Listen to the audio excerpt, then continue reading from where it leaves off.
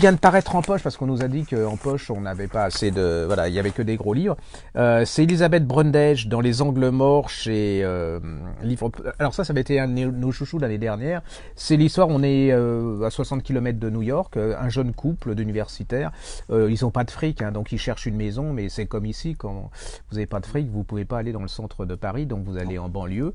Et là, ils tombent sur une super bonne affaire, une ferme. Alors donné, hein, pour ainsi dire, ils sont hyper contents. Le mari, moi je le trouve un peu bizarre au début, hein, donc enfin bon, bah, et il tombe sur cette ferme, il l'achète.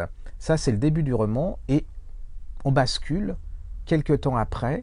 Cet homme, avec sa petite fille dans les bras, débouche chez son voisin et lui dit, il neige, il fait très froid, ma femme a été assassinée. Là c'est le début d'un roman. Et on va s'apercevoir que cette maison, elle a été habitée par une famille, et cette famille a été, c'était des cultivateurs, hein, des agriculteurs, ont été pris de plein fouet par une crise financière. Le père et la mère se sont tués, il reste des enfants. Et c'est l'histoire parallèle de ces enfants. Ils vont se rencontrer, tous les restes de cette famille assassinée, et puis ce jeune couple, enfin ce qu'il en reste, puisque la femme est morte.